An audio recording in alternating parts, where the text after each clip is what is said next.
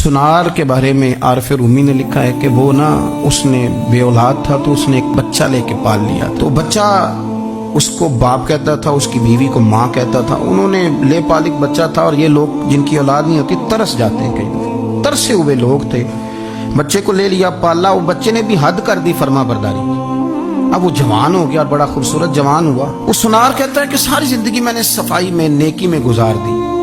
एक दिन दुकान के पे एक औरत आई तो वो कहने लगी ये चूड़ियां मुझे खुद से आप पहना दें। वो कहता मैंने जब उसका हाथ पकड़ा तो मेरे दिल में गलत ख्याल आ गया। मैंने गलत नजरिए से उसका हाथ पकड़ा और जब मैंने उसका वो हाथ उस नजरिए से पकड़ लिया, थाम लिया, बहरहाल वो चली गई, लेकिन वो मेरे जहन के अंदर नापाकी आ गई। तो मैं घर गया तो मेरी बीवी बाहर खड़ी थी और रो रही थी, तड़प रही थी। मैंने उसे कहा क्या हुआ? तो वो कहने लगी कि बच्चा सारी जिंदगी फर्मा बरदार रहा, मैंने माँ बन के पाला, पर आज उसने गलत जहन से मेरा हाथ पकड़ लिया है और मैं तड़प गई हूँ, टूट गई हूँ कि ये अगरचे ले पालक था, किसी का था, पर मैंने तो पुत्र समझ के पाला था, ये क्या हुआ? वो कहता मेरी चीख निकल गई। तो मैंने उसे कहा कि ये उसकी गलती नहीं, ये मेरी गलती है। मैंने बाहर आज नजर गंदी की है तो रब ने मुझे सजा दी, ये मुझे सजा मिली है।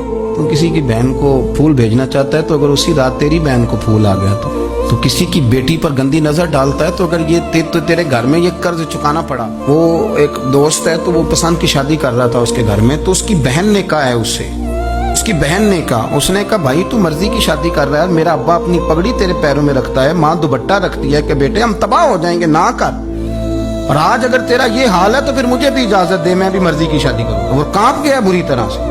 वो कहता है ये तू क्या कह रही है? उसने कहा तू तेरे लिए अगर ये जायज है तो मेरे लिए कैसे मना हो गया? तो ये कोई मुहज्जब कौमें नहीं जो ऐसे करती हैं, ये कोई तालीम याफ्ता होने की या गोरा चिट्टा होने की अलामत है। क्या आप किसी को फूल भेजेंगे? शर्म नहीं आती? मुहज्जब कौम और शरीफ लोग कौन होते हैं? मेरे नबी करीम अलैहिस्सलाम ने फरमाया अल हयाउ मिनल ईमान, हया तो ईमान का हिस्सा है। अगर तेरी नजर ज्यादा झुकी हुई है तो ज्यादा हया वाला है। इसलिए ये कोई गंदमान किसी जगह भी किसी शख्स को करने की इजाजत नहीं, वरना याद रखें इसलिए कि जब आपके घर में बहू बेटियां हैं, बहनें हैं, फिर भी आप ये ज़ौक़ बनाएं तो फिर पता नहीं क्या सोचती है दुनिया, कहाँ रुकेंगे।